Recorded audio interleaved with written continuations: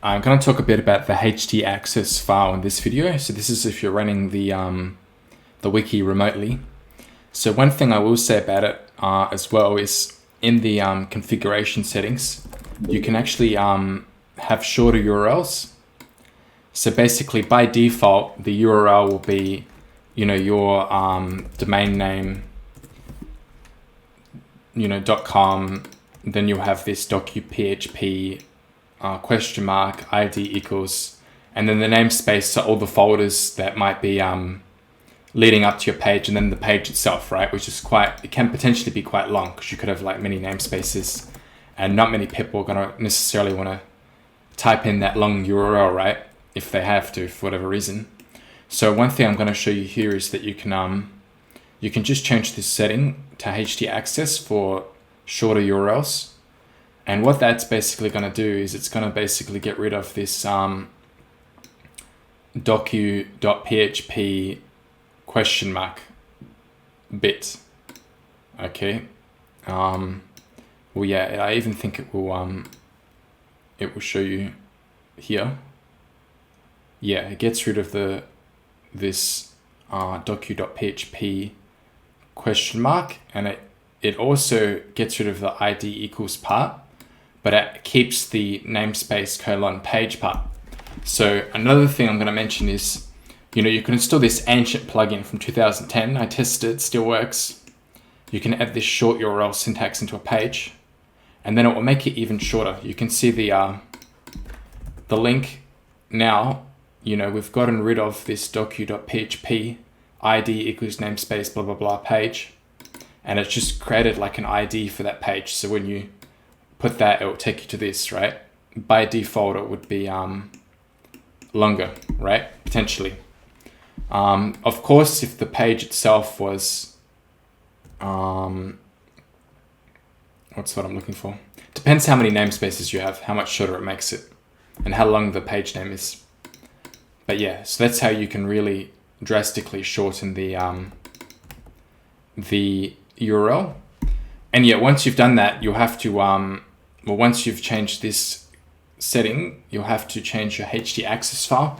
So I'll talk about the htaccess file generally as well, like some other changes you could make while we're looking at it.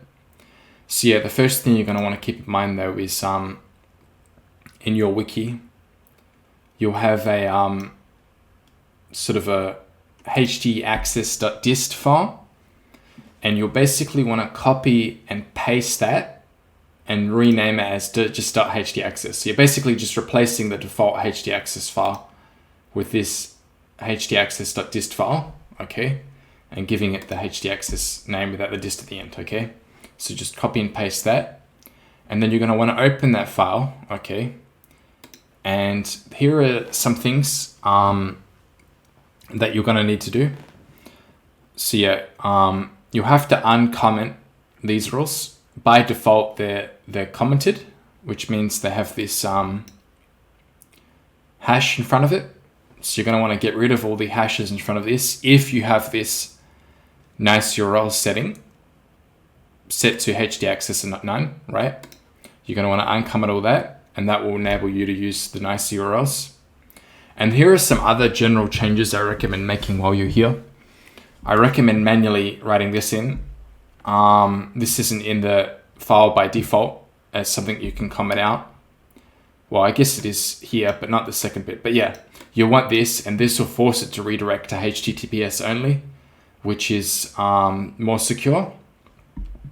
And another thing I recommend doing is I definitely recommend changing this setting. And this will increase the how long scripts can run for. By default, it's 30 seconds, but we can make it a lot longer to 240 or 80 or and if you don't make it higher than 30, which I think is quite low, you're going to get this maximum execution time exceeded error when you are running a page with a lot of things, a longer page, or you're running a lot of extensions, or basically this will just allow less efficient things to run. So I recommend that. And these other ones, like I said, the default limits are quite low, but if you have a problem with them, you can also increase them.